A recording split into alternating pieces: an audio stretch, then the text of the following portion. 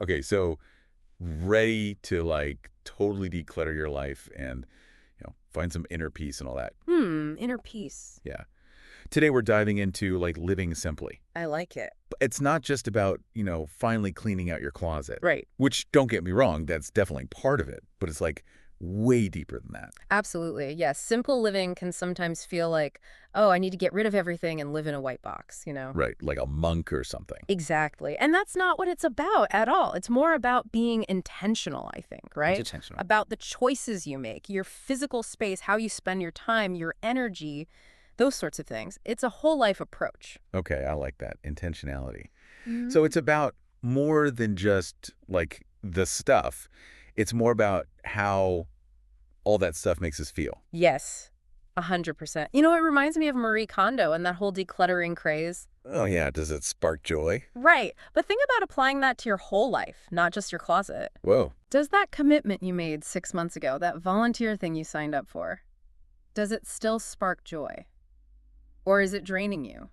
Ooh, good point. It's about being mindful of what's serving you and what's not. And that totally includes mental clutter, which, let's be real, is kind of a huge deal these days. Tell me about it. The constant notifications, the emails, the never-ending doom scrolling. Yeah, It's exhausting. right. Our brains rarely get a break. Which is why I think mindfulness has become such a buzzword lately. It's about hitting the pause button on all that mental noise. So how do we actually do that? Like I'm picturing myself trying to meditate and all I can think about is the million things on my to-do list. And that's totally normal. You don't have to become a meditation master overnight. Start small. Even 5 minutes a day of just focusing on your breath can make a difference. 5 minutes I can handle.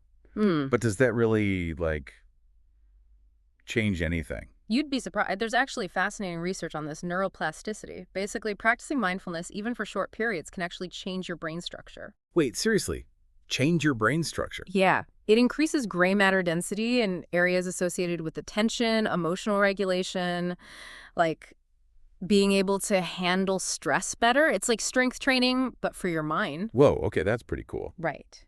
And another thing that can really shift your perspective is gratitude journaling.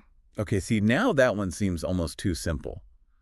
Like, does just writing down things you're grateful for actually do anything? It really does. Consistently focusing on the positive, even when things are tough, can really train your brain to be more optimistic and resilient over time. Okay, I'm intrigued. So we've decluttered our homes, our schedules, our minds. But this is a deep dive on simple living, right? How does that all fit together? It's all connected. See, when you clear out the clutter, like we've been talking about, whether it's physical stuff, mental to-dos, whatever, it creates space in your life for what truly matters. Family, friends, experiences. Yes, and that's where minimalism comes in. But again, not the extreme own nothing kind of minimalism. My goodness. It's about prioritizing experiences over possessions.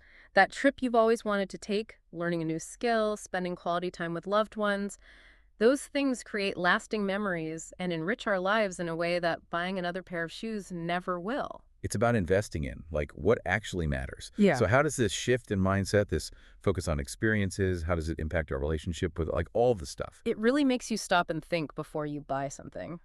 Do you really need another sweater, or would that money be better spent on a weekend exploring a new city? It's about being more conscious of where your money is going and making sure it aligns with what's important to you. Which naturally leads us to sustainable living, right? Yeah. Because consuming less stuff basically means less waste, a smaller environmental footprint. Exactly. They go hand in hand. Choosing eco-friendly products, reducing waste, like using reusable containers instead of plastic wrap, or even just incorporating more plant-based meals into your diet. These are all simple choices, but they can make a big difference when we all make an effort. So it's not about being perfect, it's about making conscious choices in our everyday lives. 100%. Progress, not perfection. Love it. So for our listeners who are feeling inspired to simplify their lives, where do they even begin? Well, the most important thing is to start small. Pick one area you want to focus on. Don't try to overhaul your entire life at once. Instead of cleaning out your whole house, maybe start with just one drawer. Instead of an hour of meditation, try 5 minutes. Little victories build momentum. Small steps. I like it. What else? Well, something that's been really helpful for me is setting boundaries around screen time, especially in the evenings. It's so easy to get sucked into that scroll hole. Don't tell me about it. So try putting your phone away an hour or two before bed, reading a book, having a real conversation. And of course, keep up that gratitude practice. Even if it's just a couple of minutes each day, it really does make a difference. So less stuff, more intention, more mindfulness, and a whole lot of gratitude. Who knew simple could be so complex? Right. But in a good way, I think. It's a journey. It is. So listeners, what one small change will you explore today to simplify your life? Food for thought.